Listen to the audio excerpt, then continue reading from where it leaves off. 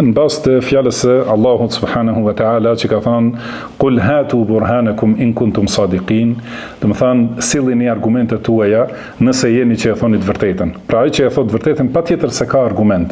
Edhe nëse ti pretendon se ajo që e thua është e vërtetë, sille argumentin. Dhe argumenti është që të tregoj njeriu se ku është kundërshtimi i thirrjes së Rebjovcave me Kur'anin ose Sunetin, ose me fjalët e selefëve. Prandaj Sheikh Rabia rahimahullah ka thonë një sfidë historike, edhe një fjalë që me të vërtet duhet mbetet në histori. Ka thonë kjo është sfidë për secilin që na kundërshton. Do të thënë, ne i sfidojmë njerëzit e bidateve dhe epsheve, idhtarët e bidateve dhe andjeve. I sfidojmë idhtarët e bidateve në akide dhe idhtarët e bidateve politike. Dhe u themi atyre mes nesh dhe jush është selefi, pra gjeneratat e para. Mes nesh dhe jush janë librat. Do të thënë, kemi librat, ti hapim librat edhe ta shohim se rruga e kujt është rrugë e shpikur dhe kujt është ajo që është pasuese e gjeneratave të para. Ka përmendur, ka thënë Imam Ahmedi, ju ka thënë njerëzve të bidateve, mes nesh dhe jush është dita e xhenazave. Do të thënë, aty dallohet se kush është me të vërtetë njeri të cilin e do ummeti. Do të thënë, kur të ndodh varrimi, shihet se cili ka qenë ai dietar të cilin e pranon dhe do ummeti dhe cili është dietari, do të thënë që është i izoluar, si pretendojnë. Dhe thotë Sheikh Rabia, pra Allahu i lartësuar i ka thënë pejgamberit sallallahu alaihi wasallam, qul fa'tu bit-taurati fatluha in kuntum sadiqin. Thuaju atyre, silleni Teuratin dhe lexojeni, do të thënë ta lexojmë bashk, nëse jeni që e thoni të vërtetën. Pra silleni në Teurat, ta shohim a është kjo që thoni ju feja e Musait alayhis salam ose jo. Edhe ka ndodhur që kanë sjell Teuratin, edhe Teurati i kanë nxjerr ata në gënjeshtër. Do të thënë, në disa raste u ka thënë pejgamberi sallallahu alaihi wasallam, do të thënë ta nxjerrin Teuratin mes tyre, do të thënë mes pejgamberit sallallahu alaihi wasallam dhe jehudive, edhe ka dalë që sipas Teuratit ka qenë në hak pejgamberi sallallahu alaihi wasallam. Dhe prandaj thotë Sheikh Rabia, këtyre u asillim librat e selefëve.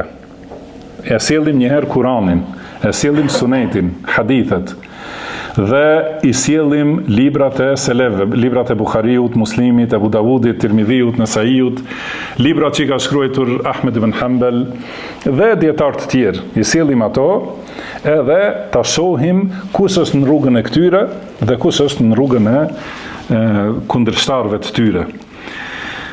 Pra si që ka sfiduar Allahu jahudit që ta sjellin Teuratin, edhe ne i sfidojmë të gjithë ata që na kundërshtojnë edhe na mveshin të pavërteta, ose i thonë ato që janë të vërteta tek ne, që atëherë ato t'i shohim kush është në hak me këtë fjalë. Do të thonë, na akuzojnë me shpifje të pavërteta, dhe ato i refuzojmë edhe i mohojmë.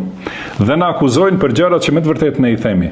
Atëherë i thojnë, për këto i themi, e sillim Kur'anin, Sunetin, librat e selefëve, edhe ta shohim a është kjo ne që themi e vërtetë apo është e kundërta e vërtetë.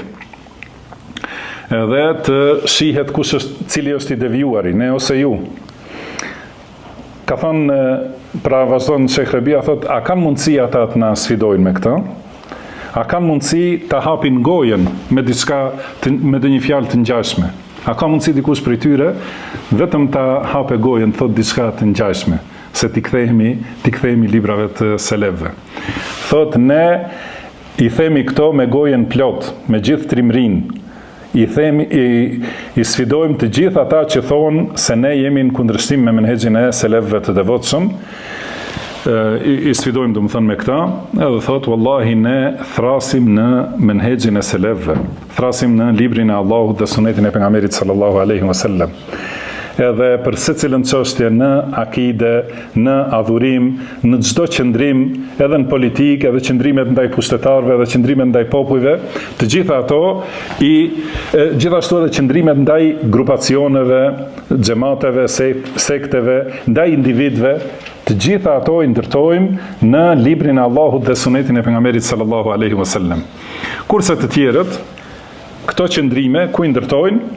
I ndërtojnë në hile, domethënë në manipulime, në pështjellime, në nënçmim, domethënë të njerëzve, edhe ka thënë wallahi te ata nuk mund të gjesh asgjë përveç se manipulime dhe lojra me ndjenjat dhe emocionet e njerëzve, dhe në veçanti me emocionet e rinisë.